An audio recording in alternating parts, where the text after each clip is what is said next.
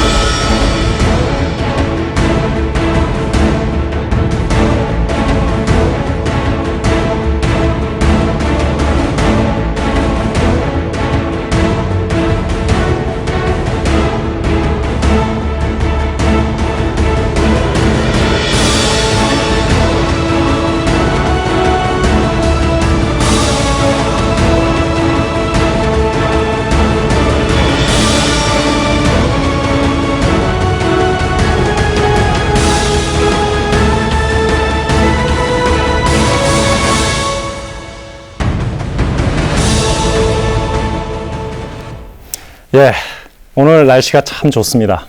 어제는 제주도에서 후보 연설회를 마치고 이제 부산을 찾아주신 여러분 반갑습니다.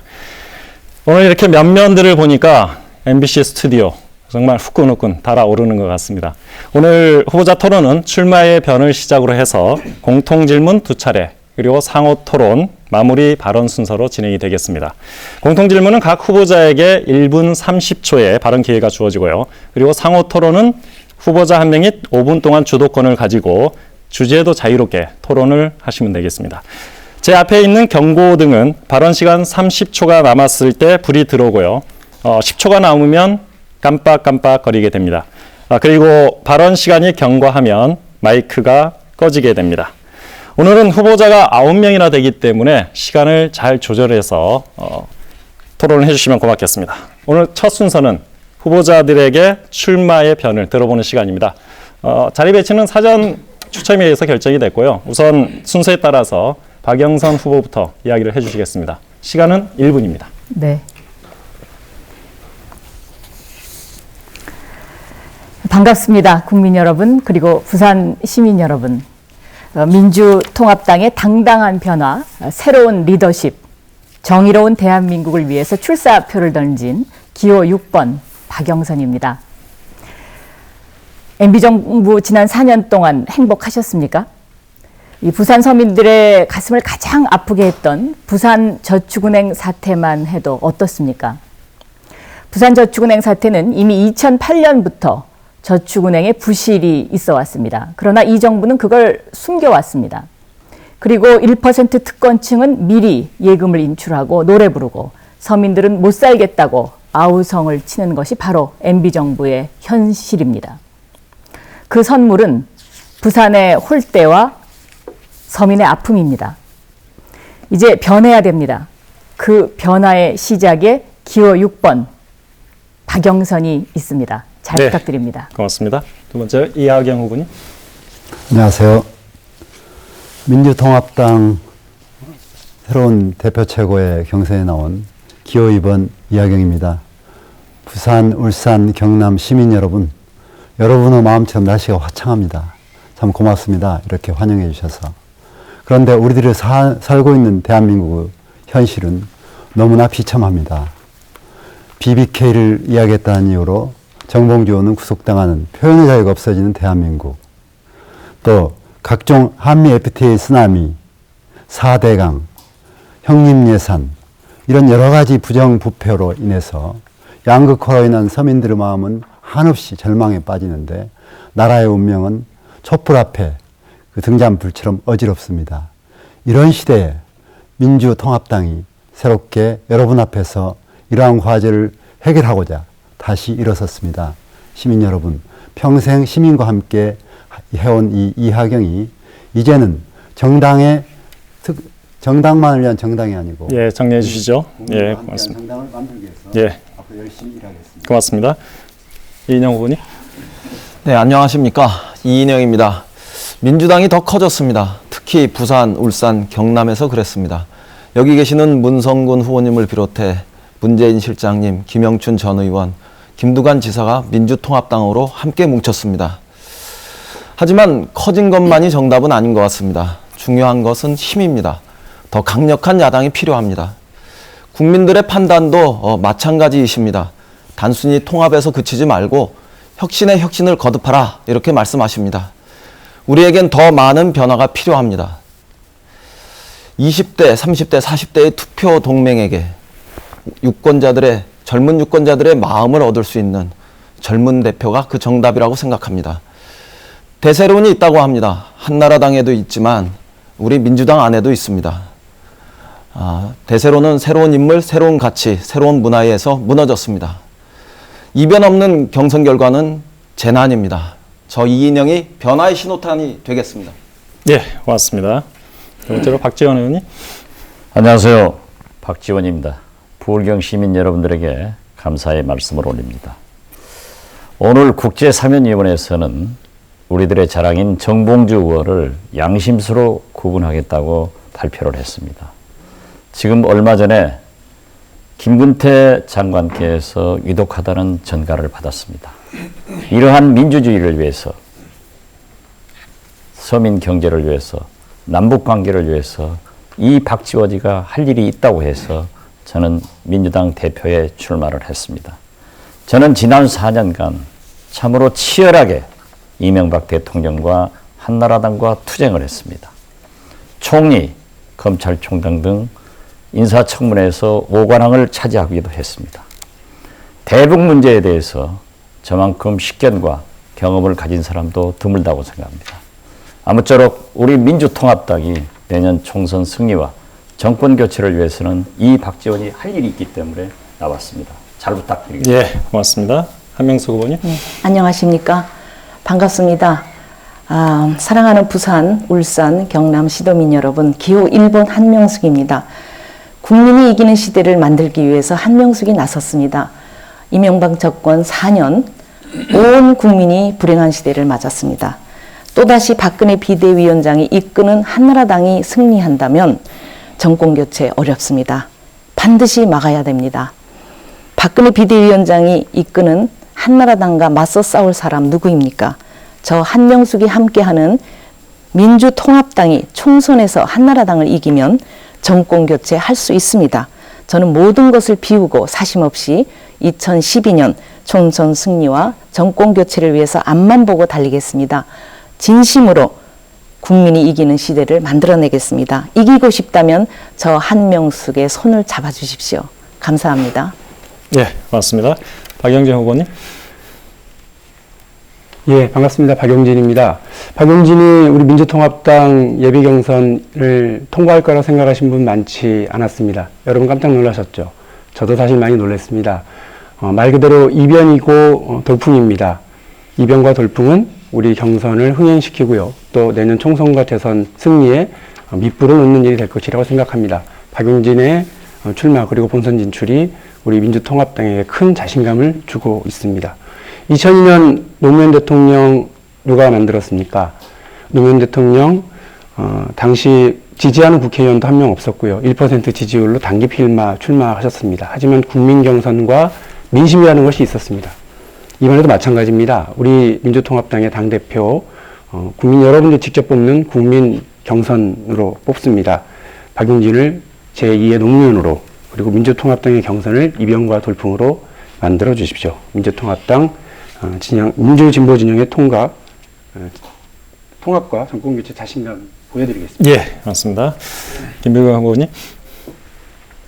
안녕하십니까. 부산, 울산, 경남에 계시는 국민 여러분들께 외유 내강의 정치인, 스마트하고 쿨한 남자 김부겸 인사드립니다.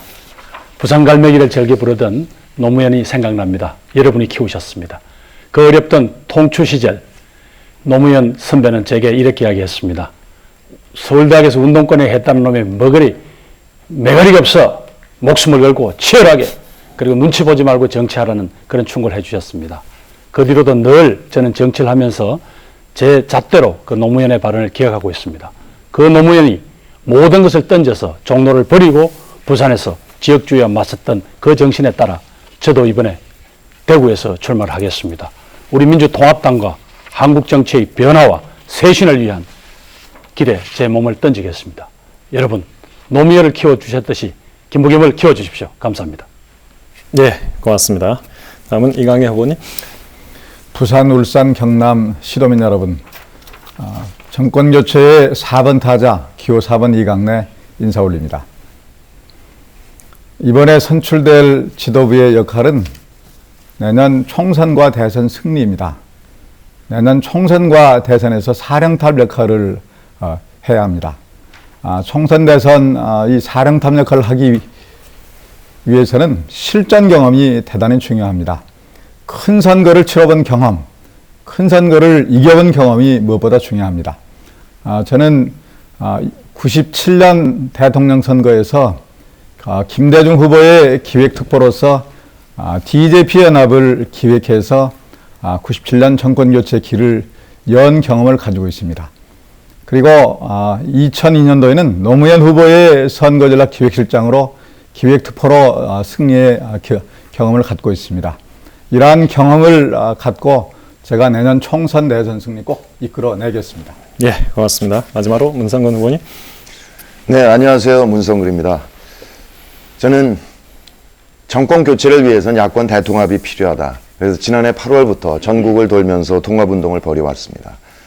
원주에서 만난 한 아주머니 말씀을 잊을 수가 없습니다. 조용한 목소리로 저에게 이렇게 말씀하셨습니다. 한나라의 대통령을 지낸 분이 그 깡시골에 내려가서 사시겠다는데 그냥 농사 짓고 사시게 내비두지 왜 이렇게 들볶아. 참 나쁜 사람들이야. 그런 얘기를 하셨습니다. 이 얘기를 들으면서 정치는 연애다. 이렇게 마음을 나눠야 된다. 이렇게 마음을 나누려면 얘기를 직접 들어야 된다. 저는 민주통합당을 그런 정당으로 만들겠습니다. 우리 민주통합당은 우리 사회에서 모일 수 있는 모든 세력이 다 모인 정당입니다. 굳이 정당에 입당하지 않아도 시민으로서 의사소통을 할 수 있는 그런 정당입니다. 이 정당으로서 반드시 정권 교체를 이뤄내겠습니다. 예, 고맙습니다. 9분의 출마의 변 들어봤고요. 이번에는 첫 번째 공통 질문 드리도록 하겠습니다. 각종 여론조사를 통해서 보면 이제 여당과 정부의 실정, 이에 대한 국민들의 불만이 크다라는 지적이 있습니다. 야권에서는 내년 총선에서 이 같은 그 반발 심리가 야당에 대한 기대 상승, 지지율 상승으로 이어지기를 나름대로 내심, 여기 나와 계신 후보님들께서도 기대하고 계실 텐데요. 섣불리 예단하기만은 그렇게 쉽지는 않은 것 같습니다. 민주통합당 수권 정당의 면모를 갖추고 국민의 지지를 얻기 위해서 후보들께서는 어떤 역할과 어떤 노력을 기울일 것인지 질문을 좀 드리도록 하겠습니다. 당이 우선적으로 쇄신해야 될 내용을 좀 포함해서 얘기를 좀 해주시면 좋을 것 같습니다. 이번에는 이하경 후보께 먼저 질문 드리겠습니다. 답변 시간은 1분입니다. 네, 저 문성근 후보께 질문 드리겠습니다. 아닙니다. 본인의 이야기를 해주시면 되겠습니다. 수권정당으로서. 예. 저는 현재 무당파가 40%에 이르고 있습니다. 이건 정치적으로는 깨어나고 있지만 정당이 그만큼 국민과 소통하지 못하고 있는 데서 벌어졌고요. 어떻게 하면 시민이 직접 참여하고 시민이 정책 결정에 참여하는 정당을 만들어 볼까가 최고의 화두라고 생각합니다. 그래서 저는 평생을 시민과 함께 살아온 경험으로 시민을 위한 정치, 시민을 위한 정당을 만들어 보고 싶습니다. 소통과 대화. 그래서 시민과 정치 사이에 쌓인 절벽을 무너뜨리고 시민의 요구를, 시민을 행복하게 하는 그런 새로운 정당을 만드는 것이 시민후보 이하경의 최대의 이번 통합에 참여한 의미입니다. 제가 2012년에 시민과 함께 총선 대선 승리에 거대한 시민의 바람을 몰고 와서 승리하도록 하겠습니다. 예, 이인영 후보님. 네, 수권 정당이 되기 위해서는 변화를 수용하고 또 변화를 주도해야 합니다. 또 시대를 아우르는 세대를 아우르는 정당을 만들어야 합니다. 또 정책 생산과 추진에 있어서 일관성을 유지하고 국민의 신뢰를 받는 그런 정당이 돼야 합니다. 공룡이 멸종한 거는 덩치가 작아서의 문제가 아니었습니다. 변화에 적응하지 못해서 그랬습니다. 한나라당이 그럴 것 같습니다. 이 스마트폰의 시대에 수첩을 들고 수첩 공주님이 나타나셨습니다. 새로운 세대 통합이 필요한 시점입니다.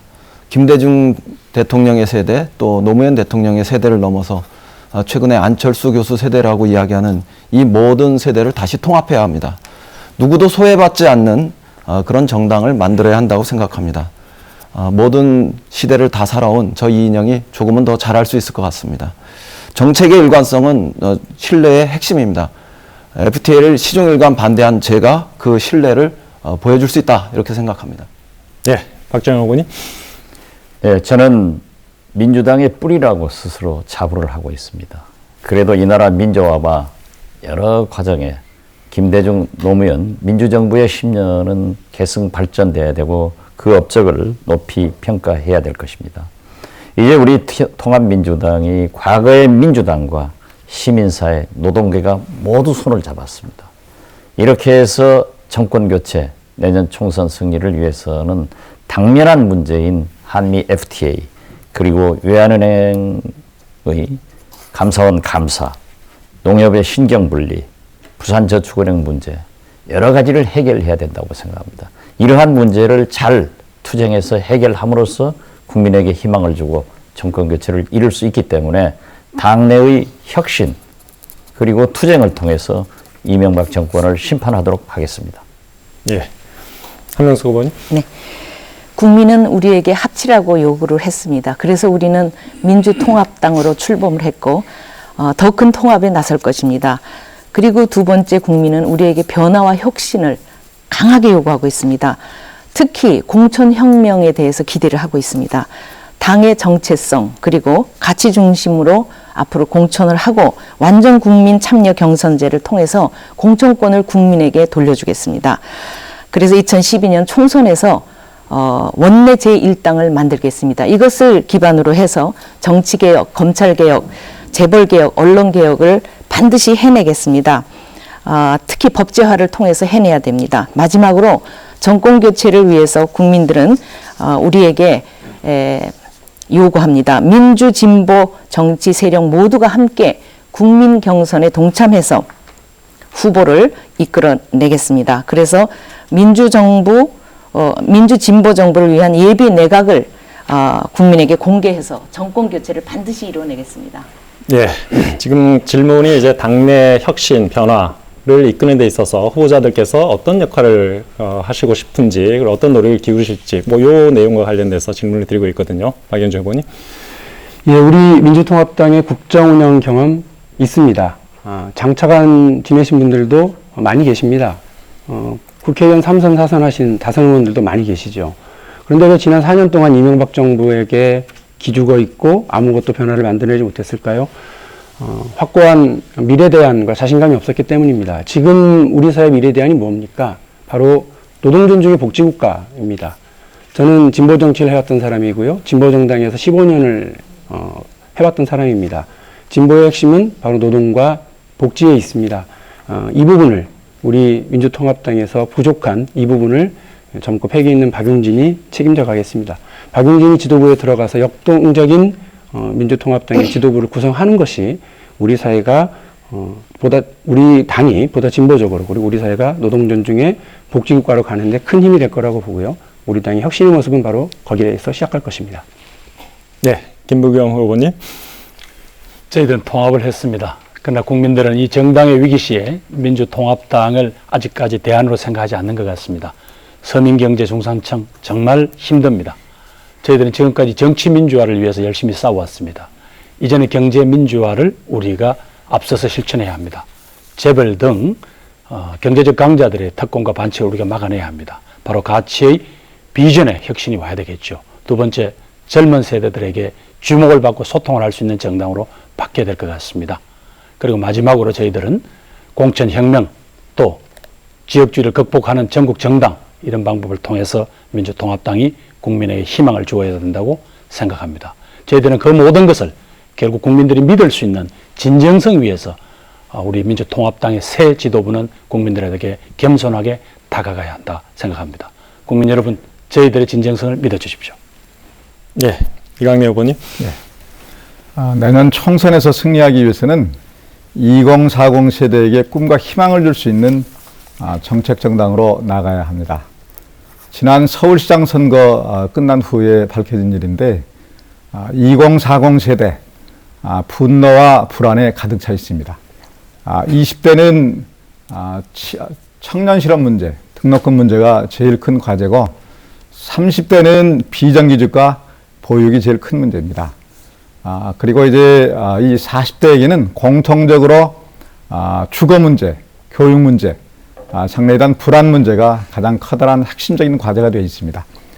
이러한 2040 세대의 분노와 불안을 해소하는 그런 정책 정당으로 나가야, 그래서 국민들의 신뢰를 얻어야 내년 총선에 이길 수 있다는 생각 갖고, 저는 그 일에 제가 앞장서서 확실하게 해낼 그런 준비를 갖고 있습니다. 예, 문성근 후보님. 네, 일단 그 이명박 정부 3년 넘어 고통을 당하고 있는 국민 여러분께 사죄를 먼저 드려야 된다고 생각합니다. 그리고 민정부 10년에 대한 처절한 반성을 토대로 이제 미래 비전을 제시해야 되는 거죠. 우리의 정당 정책은 제시드렸습니다. 이를 뚝심 있게 지키고 실천하는 지도부가 필요하다라고 생각합니다. 그런 면에서 인적 쇄신이 꼭 있어야 한다고 생각합니다.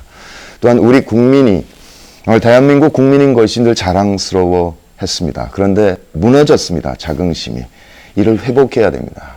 이명박 정부의 적폐를 완전히 밝혀내야 한다고 생각합니다. 예, 박영선 후보께서 얘기해 주시겠습니다. 네. 지금 국민들이 가장 바라는 것이 소통과 화합이라고 생각합니다. 국민과 소통을 잘하기 위해서는 민주통합당이 대중적 정당이 돼야 합니다. 대중적 정당은 이념을 초월해야 된다고 생각합니다. 또 청년들과 잘 소통하기 위해서는 사이버 정당이 돼야 됩니다. 두 번째는 99%의 서민과 중산층을 위해서 우리는 양극화를 해소해야 합니다. 양극화는 복지국가에서 기반해야 된다고 생각합니다. 복지국가에서 기반된 정책은 99%의 서민의 아픔을 달래줄 수 있어야 합니다. 그래서 정책 전문가가 반드시 필요합니다.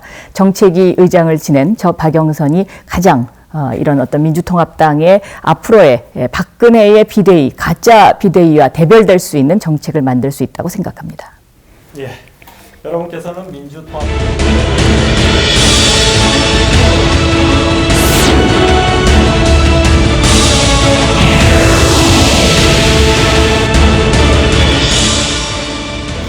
예, 이번에는 후보자들 간에 자유롭게 토론할 수 있는 상호 토론 순서인데요.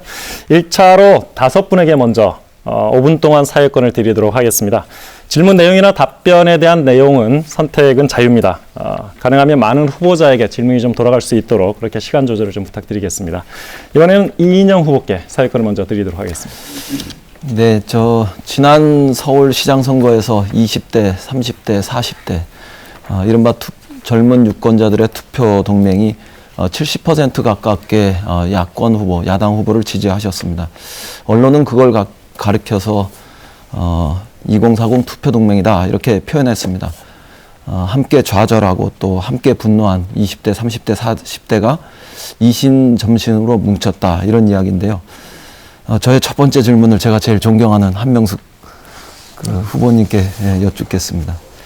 과연 20대, 40대 세대의 이 마음을 어떻게 하면 얻을 수 있겠습니까? 어떤 방식으로 또 그들의 분노를 달래고 또 그들에게 꿈과 희망을 줄 수 있겠습니까? 이렇게 여쭤보고 싶습니다. 네, 저는 김대중 대통령과 노무현 대통령이 우리 곁을 떠난 이후에 젊은이들의 각성이 본격화됐다고 생각합니다. 그래서 청년 주권 시대, 시민 주권 시대가 열렸다고 생각합니다.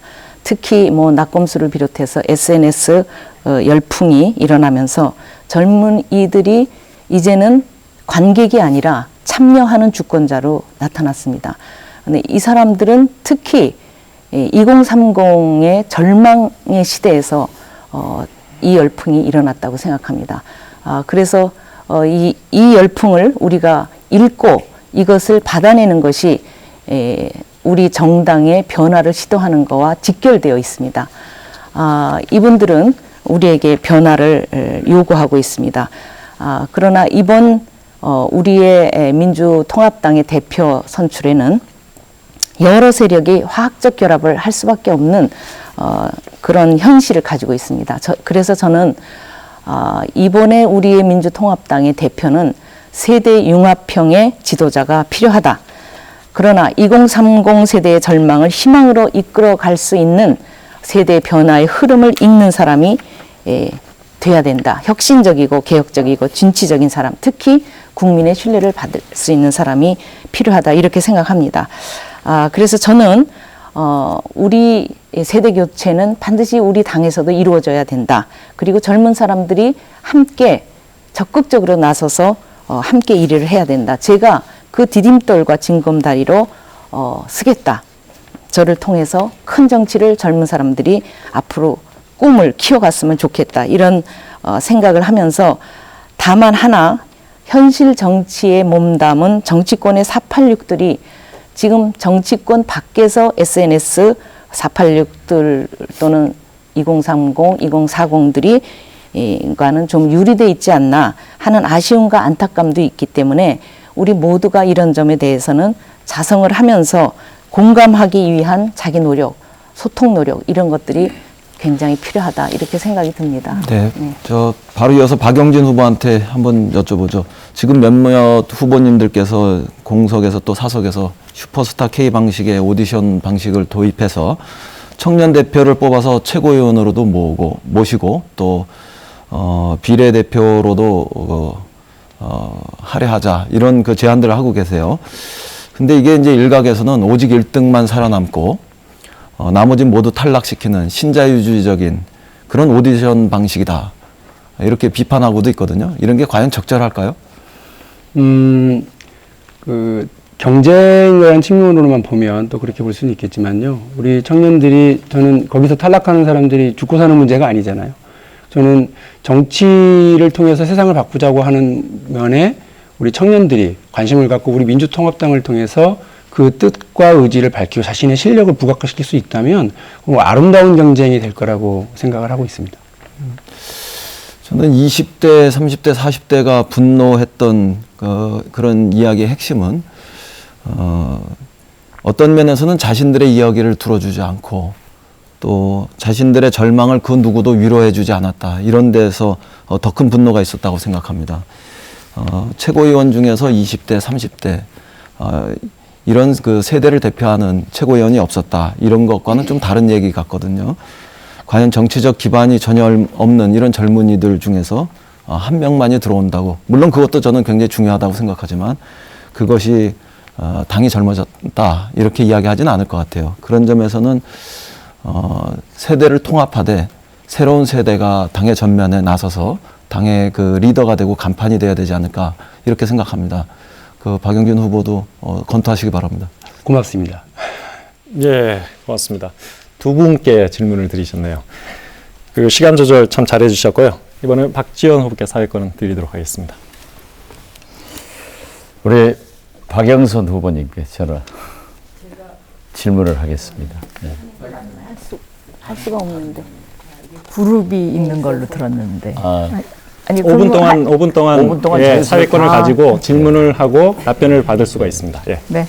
우리 박영선 의원은 저와 법사위에서 박남매로 지금까지 컨비를 이루어서 아주 혁혁한 공을 특히 이명박 대통령과 한나라당 가슴을 서늘하게 했습니다. 박영선 후보가 서울시장 출마를 하고 또 저도 이 대표 경선에 나와서 이 수첩을 꺼내면은 국회에서 벌벌 떨었는데 지금 그 역할을 하지 못해서 제일 좋아하는 것은 아마 이명박 대통령이고 대한민국 검찰일 것 같은데 사실 저도 굉장히 그런 면에서 당원과 국민들에게 죄송하게 생각합니다. 낙곰수 제가 한번 나갔거든요. 이 정봉주 의원이 깔때기인데 저한테 쌍깔때기 별명을 줘서 지금도 상당히 인기를 누르고 있습니다. 이 젊은 세대들이 만약에 민주주의를 했으면은 이러한 낙곰수 방송이 성공할 수 있었을까 하는 걸 느낄 때 참으로 민주주의 자체도 의심스럽습니다. 그런 의미에서 88만 원 이 젊은 세대들에게 꿈을 줄 수 있는 그러한 역할을 우리 박영선 후보가 할 수 있을 것 같은데 이 자리를 빌어서 한번 밝혀주셨으면 합니다. 네, 좋은 질문 주셔서 감사드립니다. 제가 서울시장 후보로 나갔을 때 서울 젊은이 펀드 1조 원 공약을 내건 적이 있습니다. 저는 요즘 우리 젊은이들에게 희망이 없다고 생각합니다. 대학 졸업해봤자 갈 곳이 없습니다. 지금 청년들의 일자리 문제가 가장 심각합니다. 저는 그래서 2013년의 총선과 대선의 화두는 바로 고용, 일자리가 되어야 한다고 보고 있습니다. 제가 만약 그 민주통합당의 당대표가 된다면 저는 민주통합당 젊은이 펀드를 만들겠습니다. 그래서 이 젊은이들이 함께 우리 민주통합당에 와서 함께 토론하고 논의하고 그리고 또 미래를 위해서 이야기하고 또 투자도 함께하는 그런 어떤 이 플랫폼을 젊은이들을 위한 플랫폼을 민주통합당이 그 역할을 할 수 있지 않을까 저는 그렇게 생각을 합니다. 또 하나는 이 고용 문제와 관련을 해서 젊은이들이 그 일자리를 가졌다가 혹시 그것을 그만두게 돼서 일자리를 잃게 되면 그 잃게 되는 일자리에서 다시 일자리를 구하는 동안 저는 그 고용보험을 좀 지급을 해야 된다라고 보고 있습니다. 그래서 우리 젊은이들이 어떤 그 기초적인 생활을 정부가 보장해주는 그러한 새로운 삶의 어떤 패턴이 우리도 선진국처럼 이제는 정착돼야 되고 또 그것이 필요하지 않을까 이렇게 생각합니다. 네, 우리 한명숙 후보께 질문 드리겠습니다. 우리가 참 어떤 사이입니까? 네. 김대중 대통령을 모시고 네. 또 노무현 대통령 때 우리 한 후보께서는 총리를 하면서 제가 대북송금 특검으로 어려움을 당할 때 저에게도 많은 위로를 주신 것으로 알고 있습니다. 특히 우리 한 후보께서 검찰로부터 억울한 누명으로 재판을 받았을 때 저는 1차 재판이건 2차 재판이건 참으로 많은 역할을 했다고 자부를 합니다. 아무쪼록 우리 한 후보께서 그러한 시련을 극복하시고 내년 1월 13일 선거에서도 꼭 무죄가 되시고 우리 민주통합당의 중요한 역할을 해주실 것으로 꼭 부탁을 드립니다.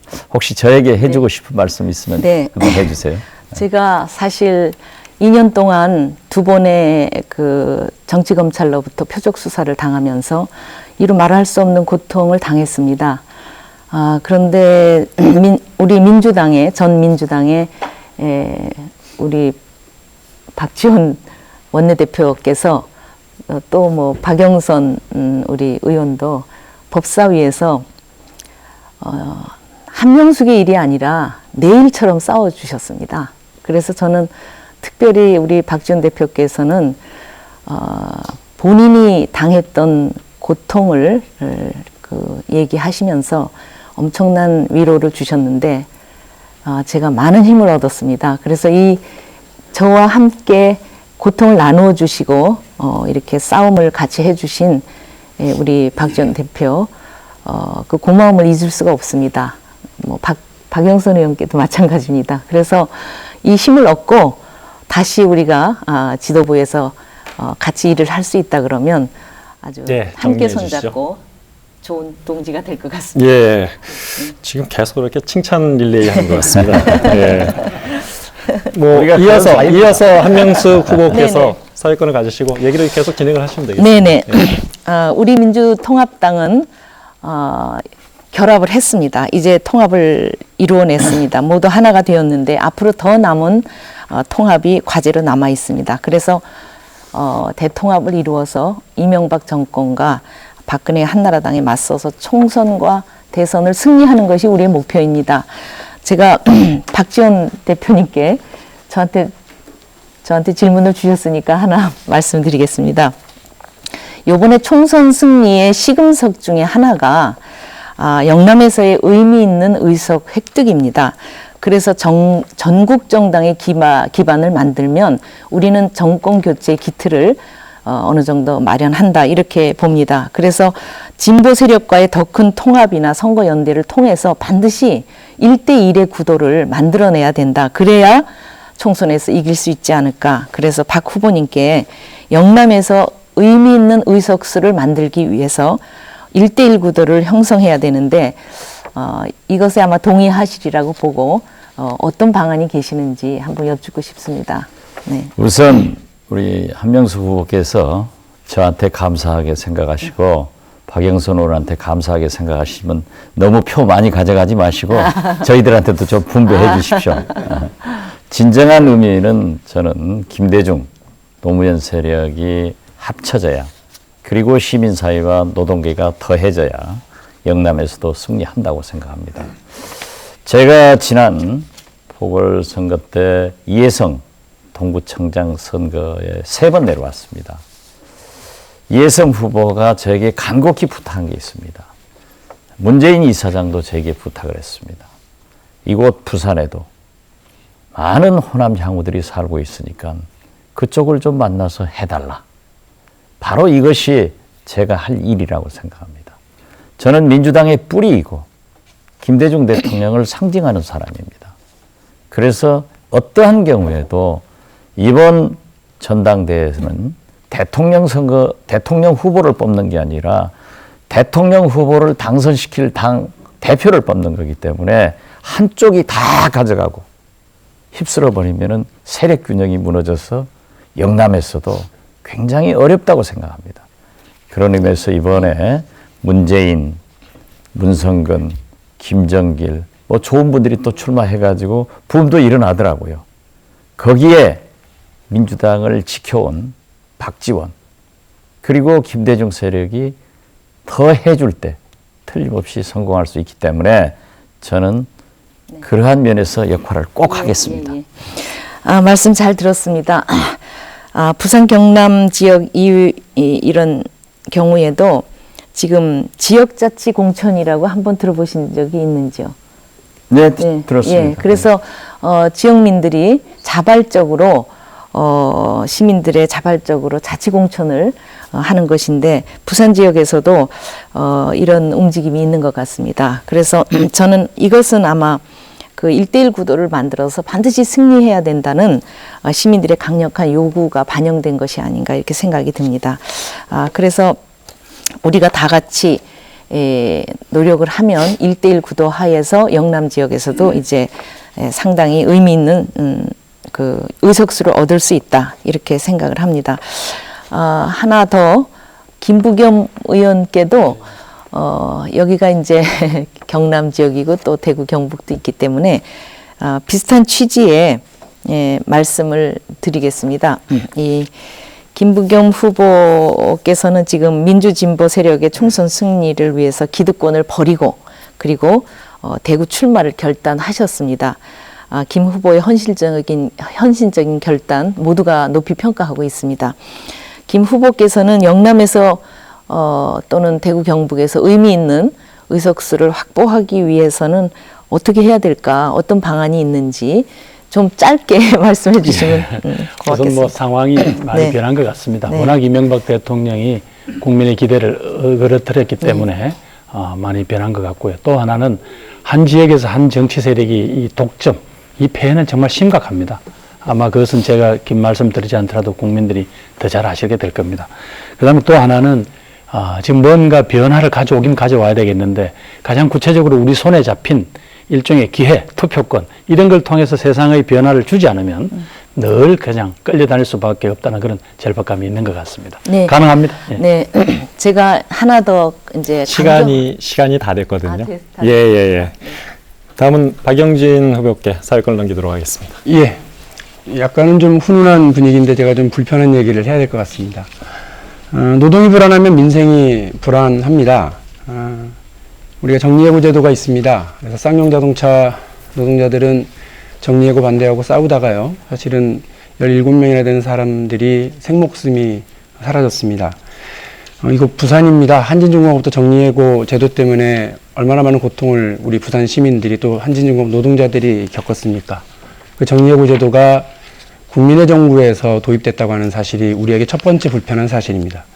울산의 현대자동차는 엄청난 숫자의 비정규직 노동자들, 계약직 노동자들을 고용하고 있습니다. 법원의 판결에도 불구하고 그분들을 정규직으로 채용하고 있지 않고 버티고 있습니다. 이 비정규직 계약, 사실은 참여정부에서 더 확대하는 그런 조치를 취했다고 하는 점 국민들은 기억하고 있습니다. 우리한테 대단히 불편한 진실입니다. 다행히도 문재인 그 노무현재단 이사장께서 노동이 참여정부 시절에 국정 우선 과제가 되지 못했다고 하는 점에 대해서 성찰하고 있다라고 하는 말씀을 주셔서 대단히 고맙게 생각합니다. 저는 우리 민주통합당의 새로운 지도부가 들어서면 그리고 총선에서 승리를 한다면 세 가지 노동 현안 정책에 대해서 적극적으로 해야 된다. 첫 번째, 정리해고 제도는 폐지해야 됩니다. 경영진이 일방적으로 결정하고 그것이 그냥 그대로 수행되는 이런 식의 정리해고 제도는 우리 경제에 부담일 뿐입니다. 두 번째로 비정규직 법안의 잘못된 부분들 개정해야 되겠습니다. 세 번째로 최저임금 문제입니다. 최저임금을 우리 노동자 평균임금의 50% 이상으로 법제화하고 현실화해야 되지 않겠습니까? 너무나 많은 사람들이 최저임금 이하의 돈을 받고 일을 하고 있는 야만의 시대 아닙니까? 저는 이 세 가지를 이루고요.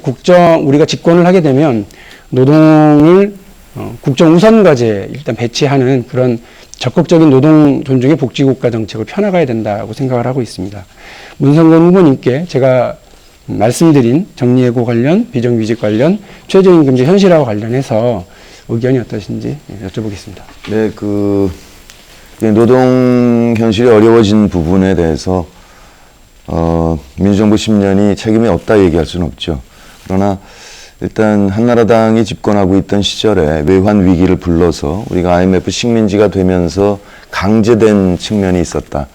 그러니까 굉장히 보수적인 시대에 진보적인 대통령들이 가졌던 참 고통이었다라는 점을 우리 좀 인식을 가질 필요가 있지 않나. 그러면서 동시에 노무현 대통령도 퇴임 후에 그 부분에 대해서 크게 안타까워하셨죠. 우리의 짐이라고 과제라고 생각합니다. 지금 말씀하신 최저임금 경우 평균임금의 절반 이상이 돼야 된다든지 비정규직을 차례로 정규직화해야 된다든지 다 동의합니다. 다만 정리해고 부분을 아예 그런 것을 폐지해야 된다.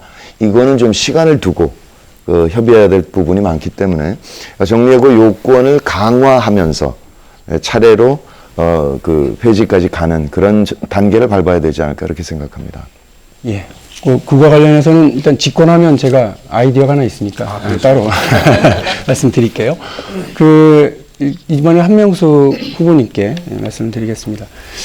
저도 사실은 정리해고를 반대하는 연설을 하고 나서 수감 생활을 한 적이 있어요. 2년 좀 넘게. 그래서 2004년 총선에 출마를 못했습니다. 정말 징글징글한 겨울 감옥살이, 그리고 정치인이 출마를 못하는 이 상황은 정치인한테 사실은 이제 징역살이 오래 하는 것보다는 출마를 못하는 상황이 아주 고통스러운데요. 다들 말씀하십니다만 정봉주 의원이 지금 BBK 문제 때문에 억울하게 지금 겨울 징역살이를 하시게 됐고요. 출마도 지금 봐서는 10년 정도를 못하게 되는 이런 우리 국민들 볼 때는 황당한 상황 아닙니까? 정봉주 의원의 빠른 석방, 사면 복권, 이것이 이 시대 정의다라고 저는 생각을 하고 있습니다. 우리 한명숙 총리께서는 제가 생각하고 있는 법이 정하고 있는 한도 내에서 가장 빠른 시간 내에 정봉주 의원의 사면 복권 우리 민주통합당이 추진해야 된다라고 하는 점에 또 어떻게 생각하시는지 말씀해 주십시오. 네, 지금 박영진 의원께서 질문 주신 그 부분은 저도 100% 동의를 합니다. 제가 정봉주 의원이 수감되기 바로 전날 밤에 정봉주 의원 가족들과 함께 지냈습니다. 참 그날 마음이 아프고 짠했는데 그래도 당당하게 웃으면서 들어가겠다고 말을 해서 참 감동적이었습니다. 시간이 다 됐습니다. 다음 기회에 혹시 발언 기회가 있으면 얘기를 진행을 하시도록 하고요. 사회권을 김부겸 후보께 넘기겠습니다. 예, 저희들이 마침내 통합을 했습니다마는 국민들이 아직까지 저희들한테 완전한 신뢰를 보여주지 않는 것 같습니다. 그중에 주요한 원인은 이 통합의 과정이 국민의 명령이긴 하였지만 저희들이 그 과정에서 조금 서툴렀거나 혹은 국민들에게 양해를 구하는 과정이 부족했던 것 같습니다. 그래서 그 과정에서 전당대회장에서 정말 볼썽사납지 않은 모습도 나왔습니다. 그래서 이 문제에 대해서 우리 존경하는 우리 당을 오래 지켜온 우리 박지원 선배님께 질문을 드리겠습니다. 우리 박지원 우리 후보님은 아까 스스로 말씀하셨다시피 우리 민주당의 뿌리에 속하는 분입니다.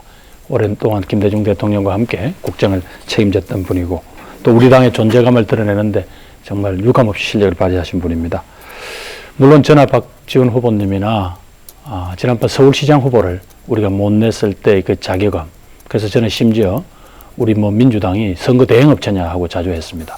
그럼에도 불구하고 민주당의 근본적인 환골 탈퇴의 기회를 갖지 못한 채 허겁지겁 통합을 하는 게 아니냐는 저도 강한 반감이 있었습니다. 그래서 그 무렵에 아마 박지원 후보님이나 제가 같이 민주당의 혁신이 먼저다라고 주장을 했거든요.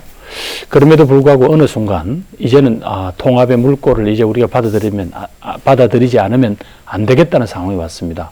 그래서 저는 거기서 제 입장을 참 여러 가지로 답답하고 좀 속으로는 좀 억울하지만 그러나 이제는 통합을 받아들일 수밖에 없다라고 해서 저는 입장을 바꿨는데 박 대표께서는 그 전당대회 당일날 박 후보께서는 전당대회 당일날도 그 입장을 안 바꾸시더라고요. 그래서 저는 아니다. 우리 당의 뿌리가 되고 그 상징이 되는 박 후보가 통합에 동참해 주는 게 우리 당의 미래에 꼭 기묘한데 왜 지르실까. 그리고 많은 분들이 그날 토론자로 나오셨던 박 후보께서 참 억울하지만 답답하지만 이 통합에 동참하겠다 이런 연설을 해 주실 걸 기대했는데 당일날은 그러시지 못하셨어요. 그래서 그날 물론 결국 전당대회에 있었던 여러 가지 불미스러운 일에 대해서 직접 책임은 없다고 하더라도 박 대표께서 큰 틀로 통합을 시킬 수 있는 기회를 가지셨는데 안타깝다 이런 분들의 지적이 있습니다. 이 부분에 대해서 조금 납득 있는 그런 발언을 해주셨으면 어떨까 하고 말씀드립니다. 우리 우선 김부겸 후보께서 저에게 변명할 수 있는 기회를 제공해 주신 것 굉장히 감사하게 생각합니다. 그리고 또 저를 칭찬도 해 주시니까 더욱 좋습니다. 저는 김대중 대통령 생전에 절묘하게도 우리 민주당 대표가 왔을 때 민주당이 연합연대에서 승리를 해야 한다라고 말씀을 하셨고 민주노동당 대표가 왔을 때 민주당이 과감하게 양보해서 연합연대를 통해서 승리를 해야 된다라는 말씀을 했습니다. 그리고 노무현 대통령 서거 후에 이 자리에 나오신 문성근 후보 등 여러 사람과 식사를 하시면서도 민주당이 70을 가졌다고 70을 주장하지 마라. 그걸 내주면서라도 반드시 총선 승리 정권 교체를 해야 된다라고 했기 때문에 누구보다도 제가 제일 먼저 통합의 연합연대 필요성을 즉 한나라당과 1대1 구도를 만들어야만이 승리할 수 있다. 이걸 주창을 했습니다. 그렇지만은 우리 민주당은 60년 전통의 정당입니다. 그리고 당원들과 지도부가 충분한 소통을 해야 됩니다.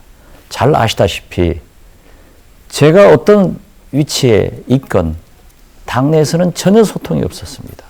11시에 의원총회를 소집해놓고 10시 45분에 지도부가 기자실에 찾아가서 통합을 발표했습니다. 제가 문재인 이사장 만나서 이런 설명을 했더니 깜짝 놀라더라고요. 그래서 그날 의원총회에서 얼마나 많은 소동이 났습니까? 그 후 10여 차례의 당 공식적인 회의에서 통합은 찬성하지만은 이렇게 무질서한 통합은 있을 수 없다. 그렇기 때문에 우리 민주주의 사회에서 과정이 중요하다. 그러니까 합법적 절차를 바라는 것이 원칙이다라고 했습니다. 어떠했건 저는 통합에 대찬성을 하면서도 모든 사람들이 언론에서 반통합하러 몰리는 것이 굉장히 억울했지만은 그래도 저는 그러한 민주당의 뿌리, 김대중 대통령의 세력, 예, 정리를 해주시죠. 함께 간 것을 영광스럽게 생각합니다. 예, 이것이 큰 도움이 될 겁니다.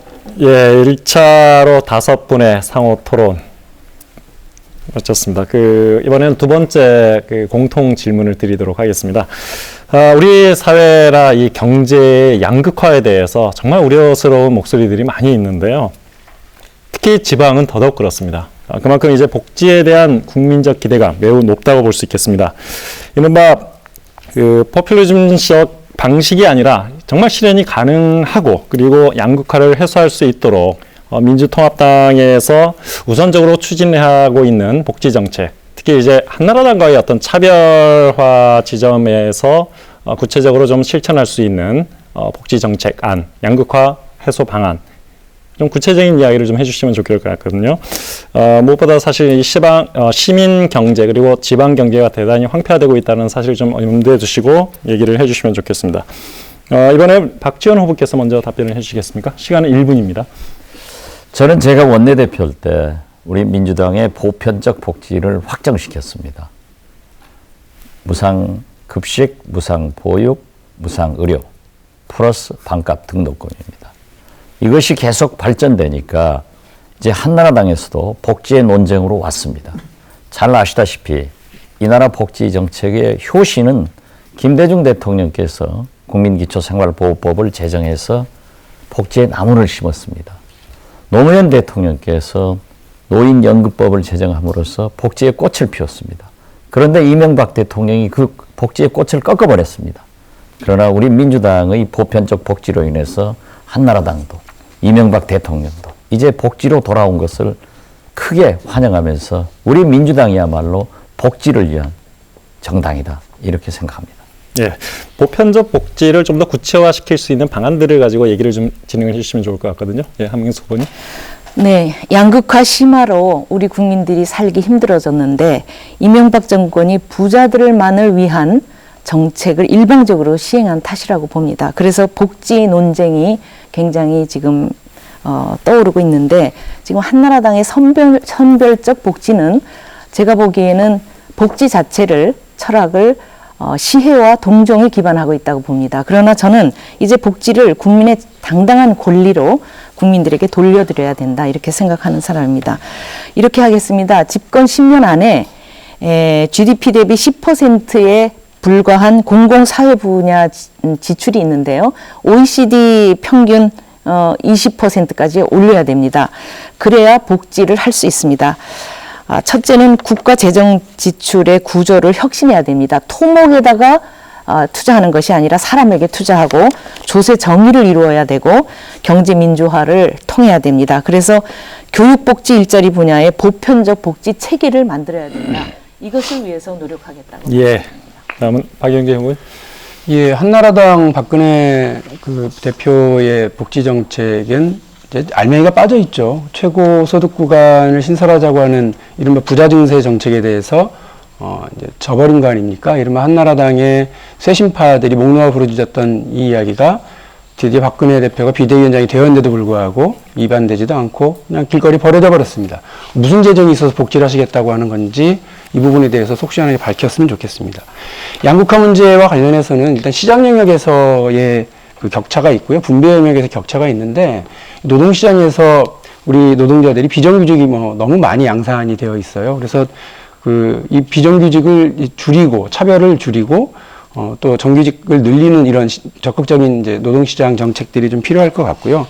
분배 영역에서는 지금 말씀드리고 있는 보편적 복지의 다양한 정책들이 필요하겠습니다.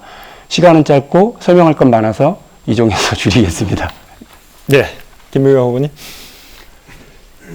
보편적 복지가 문제가 되는 것은 이대로 1%대 99%의 사회는 더 이상 갈 수 없다는 겁니다.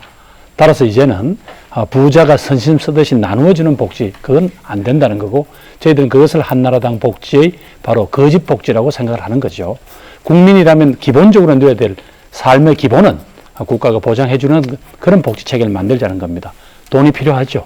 첫째, 우리 노무현 정부 때처럼 적어도 부자한테 세금 깎아주던 거, 이거 원상 회복해야 됩니다. 두 번째는 자본거래, 지금 주식시장이나 등등에서 얻는 이익에 대해서는 지금 세금을 매기지 않습니다. 그 정상적으로 소득이 발생한 이상 세금을 내도록 해야죠.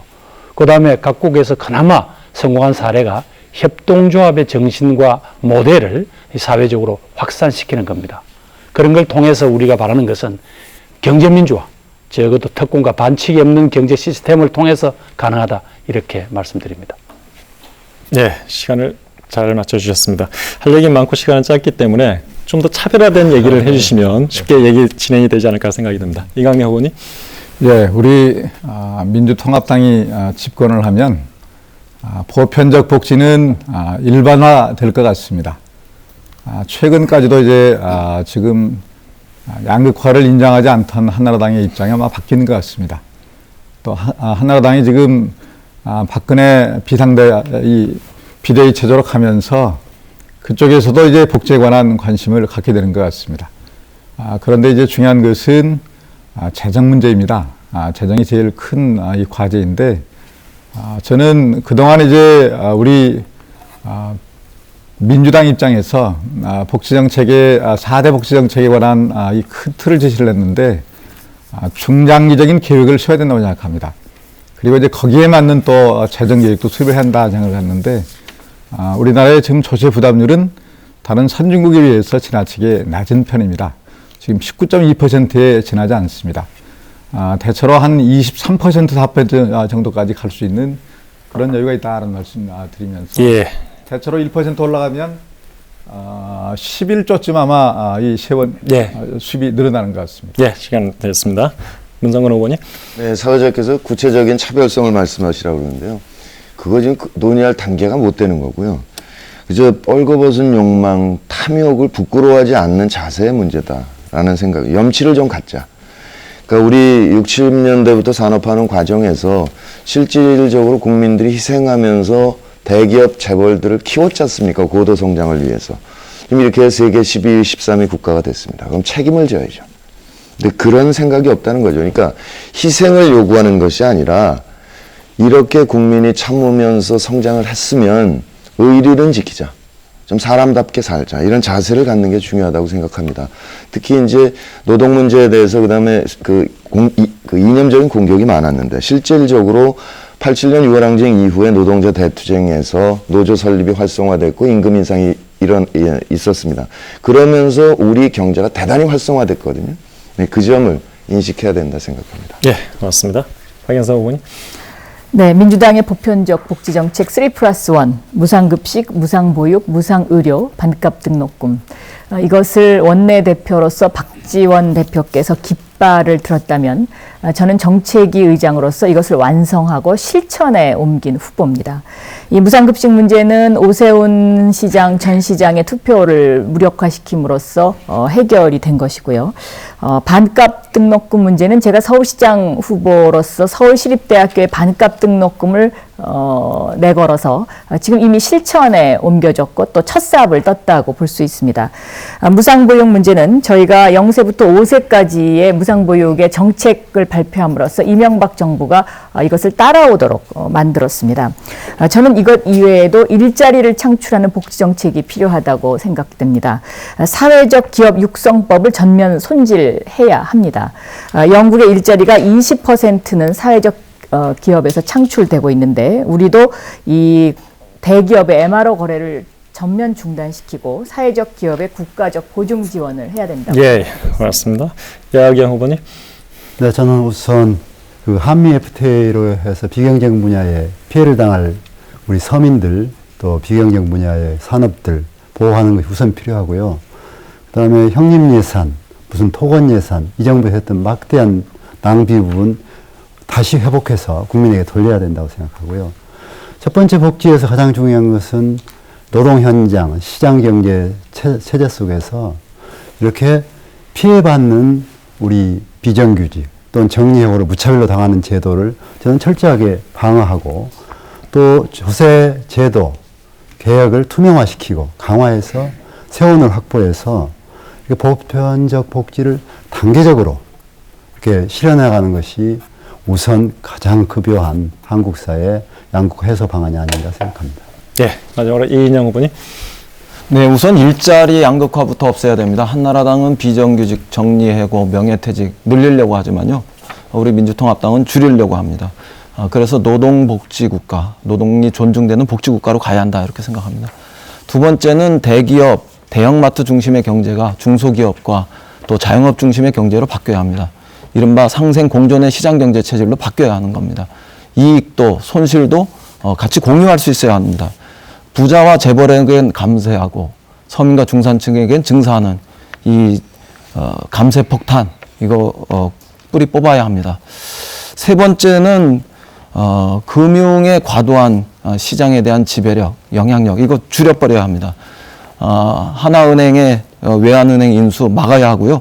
론스타 먹튀 근본적으로 국정조사하고 감사원에서 감사해야 합니다. 또 이 부산에서 있었던 상호저축은행 얼마나 우리 서민들의 가슴 멍들게 했습니까? 이런 그 시장경제 체제를 바꿔야 양극화 줄일 수 있습니다.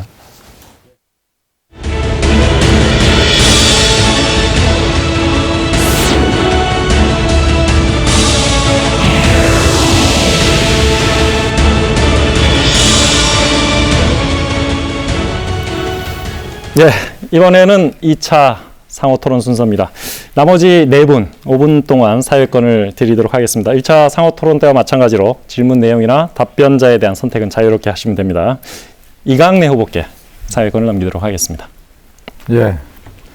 옆자리에 계시는 우리 문성군 후보께서 지난 26일, 지난달입니까? 26일 부산 출마 선언을 하셨는데 큰 결단 높이 평가 올리겠습니다. 아마 수도권에 쉬운 지역도 얼마든지 가실 수 있는 그런 입장인데 정말 어려운 결단을 하신 점에 대해서 높이 평가 올리면서 어떤 전략으로 어떻게 준비를 하고 계신지 답변 부탁 올리겠습니다. 네, 이 이명박 한나라당 정권이 남북 관계를 단절하고 또 1%만을 위한 경제정책을 펼치는 이렇게 무모하게 하고 있는 데는 결국 지역구도가 자리 잡고 있는 거 아니겠습니까? 그래서 이 지역구도를 해소하지 않는 한, 극복하지 않는 한 우리 정치가 바로 잡힐 수 없으니까 할 수 있는 모든 일을 다 하겠다는 마음으로 시작한 일이고요. 지금 문재인 이사장과 김정길 전 장관 그리고 김영춘 최고 등등 해서 부산 전체를 한 지역구로 생각하면서 그 호소를 해볼 참입니다. 지난번 6.2 지방선거에서 경남도민께서 김두관 후보 손을 잡아주셨듯이 이제 우리의 손을 잡아줄 것이다 자신합니다. 정말 꼭 성공하기를 기대하고요. 지금 부산, 경남, 울산의 지역구 의석수가 41석입니다. 네. 41석인데 여기에서 이제 최소한 10석 이상을 얻어내고 그리고 이제 수도권에서 지금 수도권이 모두 111석입니다. 서울이 48, 인천이 12, 그리고 이제 경기도가 51석입니다. 111석인데 그 중에 한 70석쯤 차지하면 제가 볼 때 우리 민주통합당이 140석을 넘어가는 145석까지 아마 가능한 그런 확실한 일당이 될 것 같습니다. 근데 그렇게 되면 한나라당은 130석 이하로 깨질 것 같고 그리고 이제 박근혜 체제가 막 흔들릴 가능성이 커져 보입니다. 단단한 각오로 꼭 그렇게 해주자는 말씀을 올리겠고 또 한 가지 여쭙고 싶은 것은 강서 지역을 좀 선택하시는 것으로 듣고 있는데 네. 아마 부산이 지금 굉장히 침체가 돼서 부산이 제3의 도시로 전락하는 게 아닌가라는 그런 위기의식을 가지고 있는 것 같습니다. 그런 속에서 강서 지역은 신흥 이 발전적으로 개발적으로 지금 발전하고 있는데 지역 주민들은 나름대로 또 국회의원들에 대한 기대가 클 것입니다. 그 지역에 대해서는 또 어떤 생각 가지고 있는지 짧게 말씀 부탁드리겠습니다. 그냥 솔직히 말씀드리는 게 좋겠죠. 사실 공부하지 못했습니다. 큰 틀에서 한 일이고요. 그 지역에서 활동하고 있었던 많은 분들이 계십니다. 그래서 그분들과 함께 지역 현안에 대한 것은 공부를 해서 이제 제시 드리도록 하겠습니다. 이하경 후보께 질의드리겠습니다. 평소에 이제 존경하는 그런 입장이고 또 이제 동양에서 정말 늘 가깝게 잘 지내고 있는데 우리 이하경 후보님 큰 결단하신 점에 대해서 일단 축하드리겠습니다. 감사합니다. 그런데 이제 지난 11.6대 박원순 시장 선거를 통해서 정당 정치와 시민 정치라는 이 새로운 단어가 생겼는데 시민사회 정치, 시민 정치는 정당 정치하고 어떤 점에 차별성이 있다는 생각 같습니까?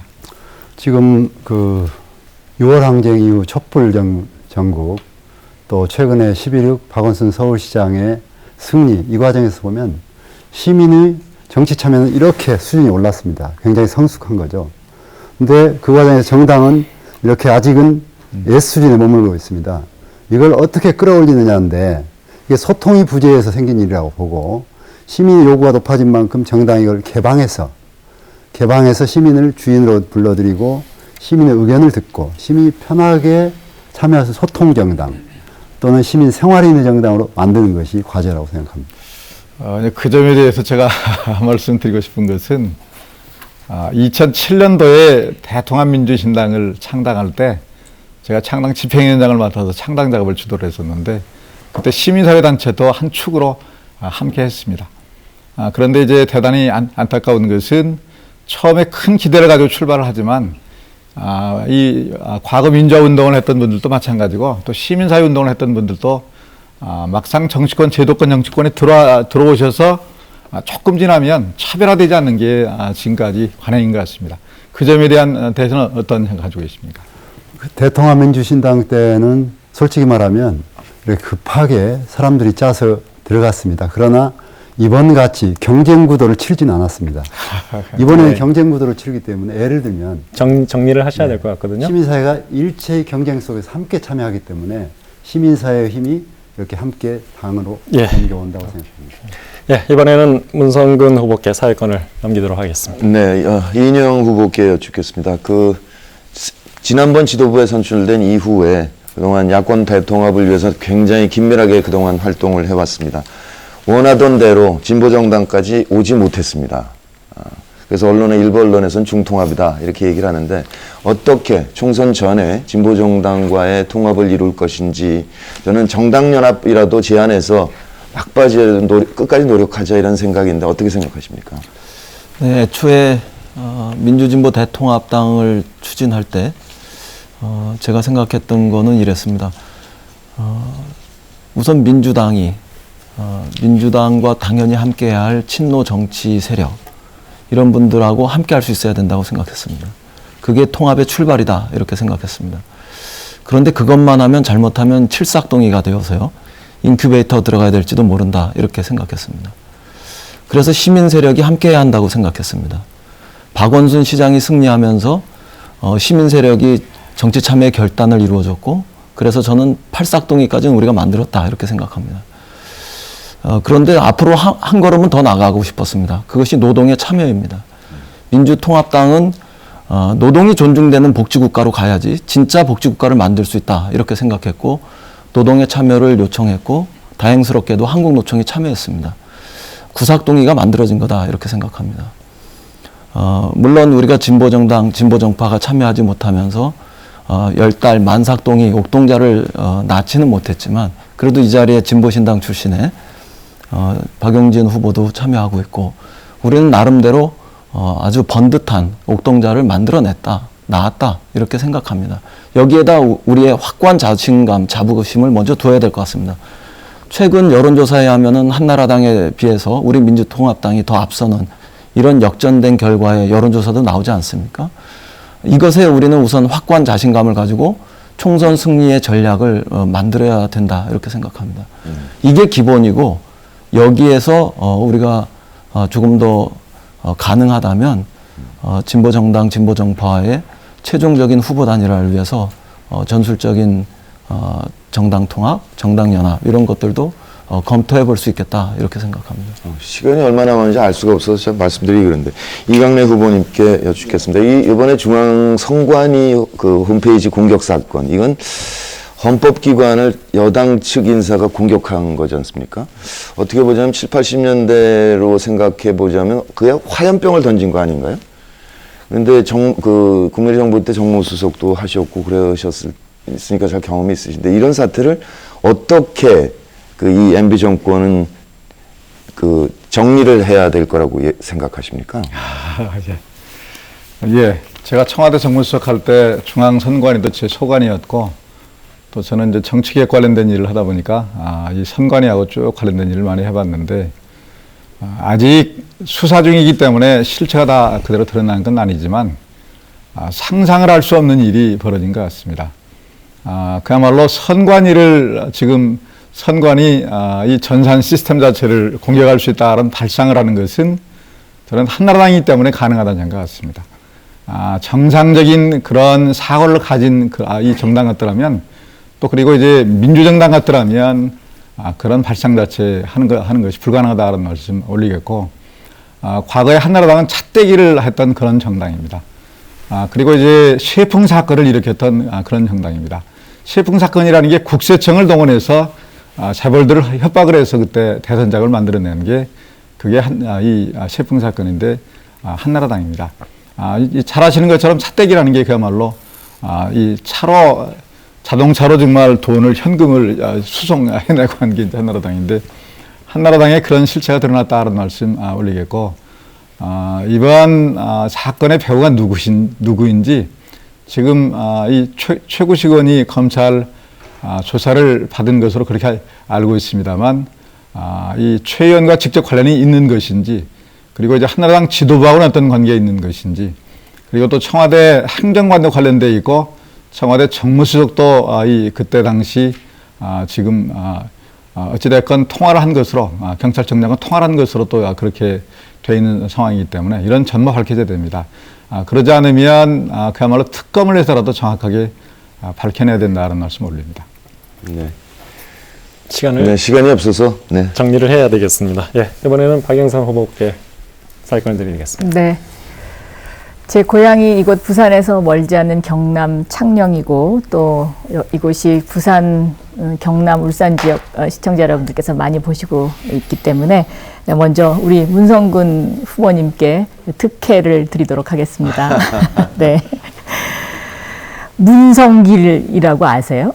네, 어디 보도에서 봤습니다. 그렇죠. 네, 벌써 이제 언론에서 문재인, 문성근, 김정길 이 세 분을 모아서 문성길이라고 부릅니다. 저는 이러한 어떤 그 문성길이라는 단어가 만들어지는 것 자체가 다음번 총선에 부산 경남 지역에 새로운 어떤 희망을 국민들이 보고 있지 않은가 이렇게 생각을 하는데요. 어쨌든 이 부산 경남 지역에서의 어떤 그 회오리 바람을 몰고 오기 위해서 저는 그 내년 총선과 대선에서의 핵심이 시대 교체, 세력 교체라고 봅니다. 문성근 후보님께서는 어떻게 생각을 하십니까? 네, 우리가 이제 민주통합당을 만드는 과정에서 그 얘기를 집중적으로 했죠. 광범위한 무당파층, 특히 젊은 세대까지 어떻게 같이 갈 수 있느냐. 근데 젊은 세대일수록 정당 구조에 편입되는 거 싫어하고요. 거대 담론 싫어하고, 그러니까 취미를 즐기면서 같이 갈 수 있는 방법. 그래서 이제 인터넷과 SNS를 탑재한 정당을 제안드린 거고, 굳이 당원이 되지 않더라도 시민으로서 정당 내의 의사결정 구조에 참여할 수 있는 그런 제도를 만든 거죠. 그러니까 사실 실질적으로 노무현 대통령, 김대중 대통령 서거 후에 우리 참 깊은 성찰이 있었다고 생각합니다. 국민들의. 그래서 정말 이 지역 구도는 완화돼야 된다. 풀어놔야 된다라는 넓은 공감대가 있는 상태에서 완전히 마음을 나누고 소통이 가능한 이런 구조로 정당이 안착되고 이것이 확실하게 유권자들께 전달이 될 때 우리 분명히 영남에서도 큰 의석을 얻을 수 있을 것이다. 그렇게 생각을 합니다. 네, 꼭 부산 대첩을 이루셨으면 좋겠습니다. 그렇습니다. 네, 이번에는 박지원 후보님께 질의를 드리겠습니다. 제가 정의로운 대한민국을 슬로건으로 내걸었습니다. 그런데 이 정의로운 대한민국의 가장 기본이 되는 것이 저는 국가비리수사처의 설치라고 생각합니다. 저희가 공직자비리수사처를 만들려고 했지만 18대 국회에서 실패했습니다. 검경 수사권 문제도 지금 그 논란에 있습니다. 그런데 노무현 대통령 시절에 못했던 검경 수사권 문제를 제가 검찰소위 위원장으로 있으면서 절반의 성공을 거두었습니다. 앞으로 이 정의로운 대한민국을 위해서 여기에 더 필요한 부분이 있다면 어떤 부분이라고 생각하십니까? 예, 우리 박영선 후보께서 검찰개혁 특위위원이었는데 제가 원내대표를 하면서 검찰개혁이 순조롭게 진행되지 않자 박영선 의원과 의견 교환을 해가지고 제가 소위원장으로 바꿔드렸습니다. 그래가지고 급피치를 이루어서 그나마 이 정도 이루어진 것에 대해서는 전적으로 우리 박영선 의원의 공로가 크다 하는 것을 말씀드립니다. 어떠한 경우에도 국가비리수사처는 구성돼야 됩니다. 그래서 우리 국회의원도 검찰관도 판사도 장관도 대통령도 다 조사를 받는, 잘못이 있으면 그러한 것이 꼭 필요하다 하는 얘기를 드리고요. 차제의 검경수사권 독립 문제에 대해서는 검찰이 대한민국처럼 무소불위의 권력을 장악하고 있는 것이 없습니다. 그렇기 때문에 어떻게 이렇게 경찰을 하시하고 무시하는 그러한 일이 있을 수 있을까? 그래서 저는 차제의 검경수사권 독립도 보다 강화되게 경찰에게도 일정 부분 수사권을 인정하는 제도를 정착시키는데 반드시 우리 박영선 정책위 의장이 필요하다. 그래서 우리 법사위에서 싸우면서 함께 나가자 하는 말씀 드리고 박남매가 일할 수 있도록 적극적으로 지원해 주기 바랍니다. 네. 한 분 더 질의 드릴게요. 이하경 후보님 질의 드리겠습니다.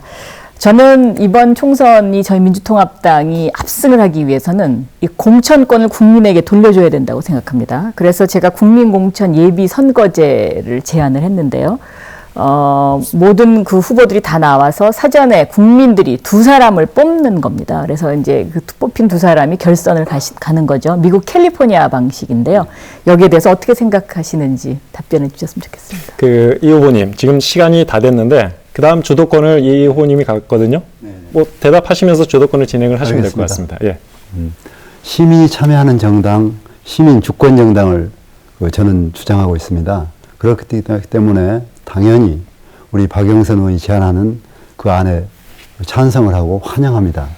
다만 현재의 정당 구조 그대로 개방했을 때 실제로 개혁적이고 시민의 입장을 대변할 수 있는 신인들이 정말 이 골인할 수 있는가?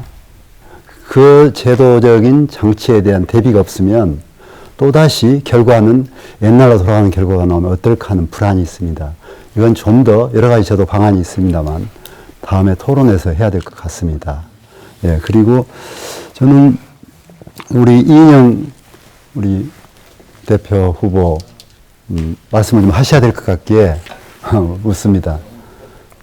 이번에 이 시민통합당, 민주통합당이 만들어지는데 저한테 그런 이야기를 많이 합니다. 시민들이.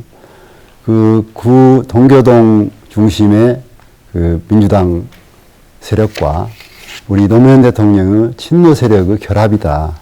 그래서 이건 도로 열린 우리당이나 옛날 민주당으로 가는 거 아니냐 하는 그런, 근데 네가 왜 거기 끼어 있느냐, 너 들러리 서느냐 하는 것을 생각하면 그런가? 지금 의미는 그런 거 아닌데, 그래서 실제 통합을 준비했던 과정에서 이거 흡족한 결과라고 보는지, 과연 열린우리당, 도로민주당이 아닌 시민사회를 대폭적으로 이렇게 강화하는 방안은 또 뭐가 있는지 좀 대안을 듣고 싶습니다.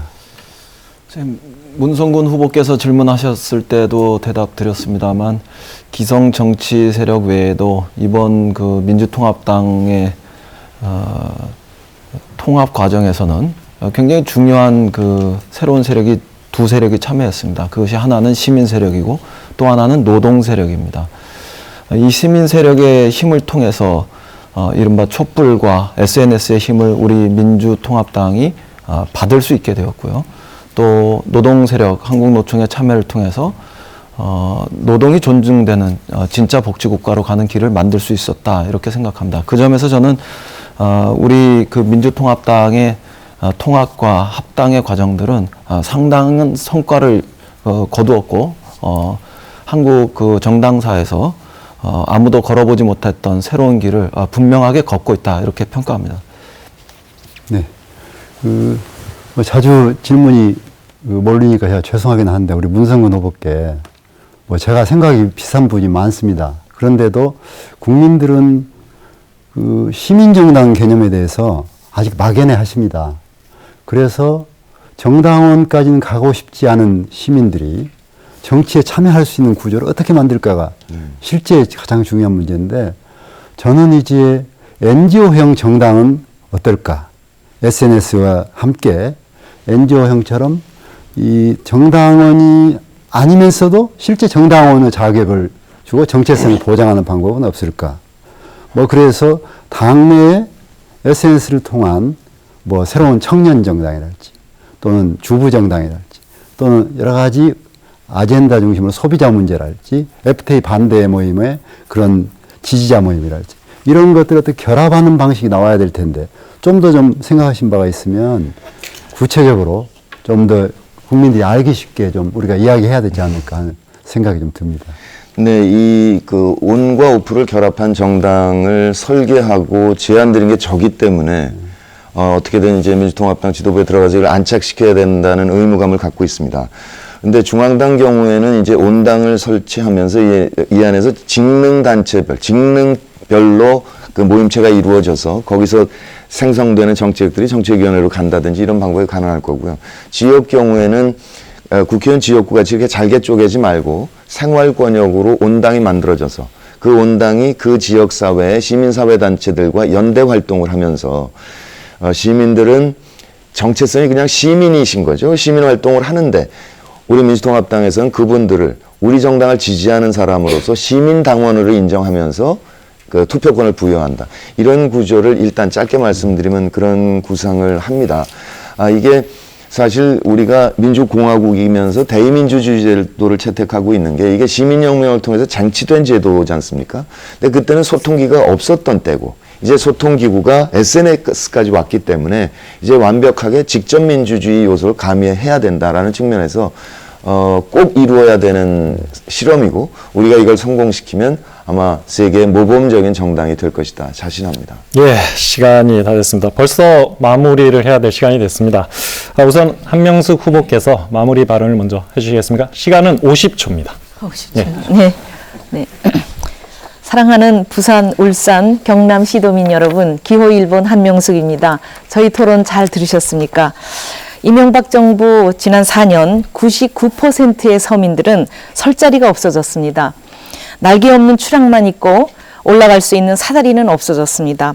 부산 저축은행 사태로 서민들은 피눈물을 흘리는데 영업정지 직전에 예금을 인출한 특권층이 버젓이 이 나라 있는 이런 나라가 공정한 사회입니까? 수도권만 있고 지방이 없는 나라가 정상적인 나라입니까? 저 한명숙이 더 큰 하나를 만들어 국민이 이기는 시대를 열겠습니다. 기호 1번 한명숙이 이명박 정권과 박근혜 한나라당에 맞서 원내 제1당을 만들고 기호 1번을 반드시 되찾아오겠습니다. 이기고 싶다면 저 한명숙을 선택해 주십시오. 감사합니다. 박영진 의원.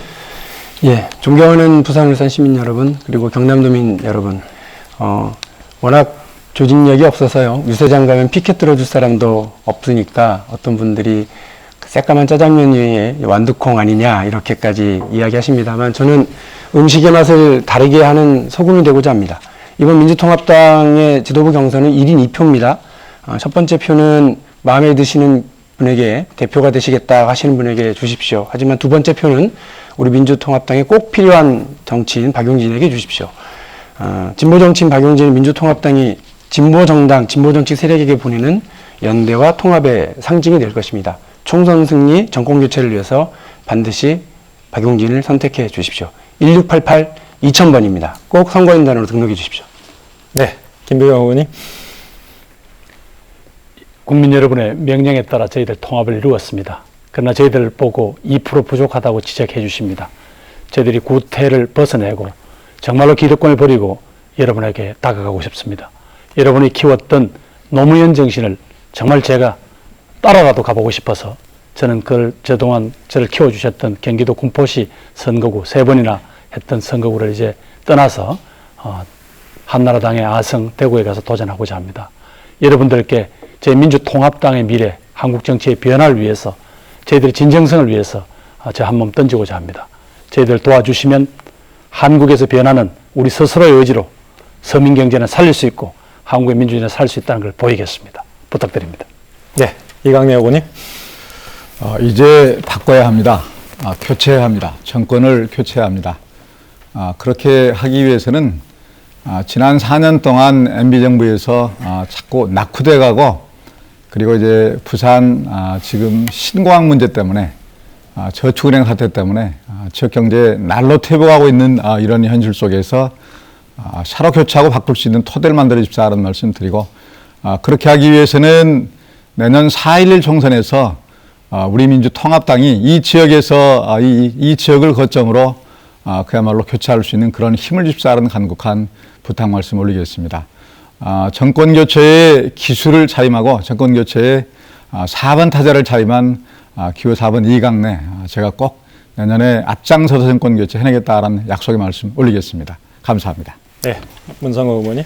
네, 지난해 8월에 거리 홍보를 시작하면서 야권 대통합 운동을 시작하면서 우린 그렇게 얘기했습니다. 오늘은 밀란이라 부르지만 내일은 성공한 시민혁명으로 기록될 것이다. 그렇게 말씀드렸습니다. 87년 6월 항쟁에서 우린 선거제도의 민주화를 이루었습니다. 그런데 이 민주화된 제도 속에서 민주진영을 대의해야 될 정당의 공천제도가 충분하지 못했습니다. 이번 통합 과정에서 공천권을 시민께 완전히 돌려드렸습니다. 이제 대한민국의 민주주의가 제대로 작동할 수 있습니다. 시민선거인단에 참여해 주십시오. 시민이 참여해 주셔야 이 민주화된 제도가 작동이 됩니다. 전화로는 1688-2000번이고요.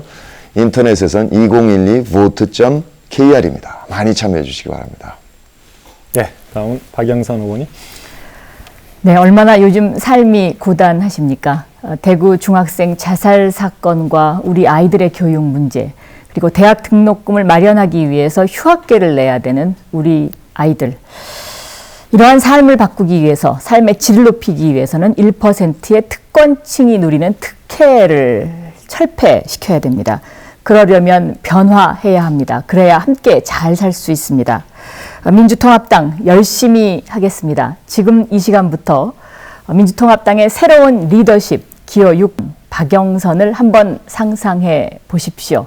그러면 반드시 우리가 이룰 수 있습니다. 꼭 부탁드립니다. 감사합니다. 네, 다음은 이하경 후보입니다. 국민 여러분, 지난 4년간 얼마나 힘드셨습니까? 일자리가 없고 또 집이 없고 또 아이들이 우울해서 자살하는 이런 세상 속에서 우리 국민들이 눈물 없는 그런 세상을 한번 만들어 보고 싶습니다. 2012년 한나라당 정권을 무너뜨리고 새로운 시민의 세상, 시민 정치혁명을 함께 이루십시다. 이번 민주통합당 지도부 경선에 시민이 참여하게 되어 있습니다. 여기에 적극 참여해 주시는 것만이 내년에 시민혁명을 승리로 이끌 수 있습니다. 여러분 함께 해 주십시오. 감사합니다. 네, 다음은 이인영 후보님. 네, 우리 사회 이대로는 안 된다. 이런 각계각층의 분노가 폭발하고 있습니다. 부정부패와 거짓에 맞서 단호히 투쟁할 수 있는 야당이 필요합니다. 두루 세대를 아우르되 20대, 30대, 40대의 이해와 요구를 잘 반영할 수 있는 젊은 정당을 만들어야 합니다. 제가 이인영이 한번 해보겠습니다. 젊은이들에게 우리의 미래를 결정할 수 있는 꿈과 희망을 만들어 보겠습니다. 노동자들과 함께 노동이 존중되는 복지국가를 향한 새로운 출발 해보고 싶습니다. 이번 민주통합당의 지도부 경선 결과가 나온 후에 변화가 없었다. 이러면 정권 교체의 가능성이 사라집니다. 대세가 아닌 변화를 선택해 주십시오. 고맙습니다. 네, 마지막입니다. 박지원 후보님. 우리 민주통합당의 가장 강력한 선거운동원은 이명박 대통령입니다. 국민은 우리에게 정권을 줄 준비가 되어 있지만은 우리가 과연 준비를 하고 있는가 생각됩니다. 저는 준비된 검증된 민주통합당의 대표 후보입니다. 한나라당을 이명박 대통령을 가장 괴롭힌 박지원입니다. 유일하게 한나라당을 패배시켜서 싸울 사람도 박지원입니다. 저는 뼛속까지 민주당입니다. 제 소원은 첫 번째도 두 번째도 세 번째도 정권 교체에 있습니다. 여러분들이 반드시 한 세력에 몰아주면 안 됩니다. 전략적 선택을 해서 우리가 이길 수 있는 기호 8번 박지원에게 꼭 투표해 주십시오. 제가 한번 해내겠습니다. 감사합니다. 예, 9분 얘기 다 들었습니다.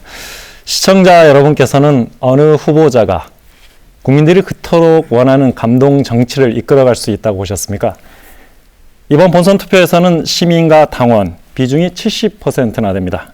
다음 달 7일까지죠. 신청만 하면 시민 누구나 투표에 참여할 수 있다는 점 알려드리고요.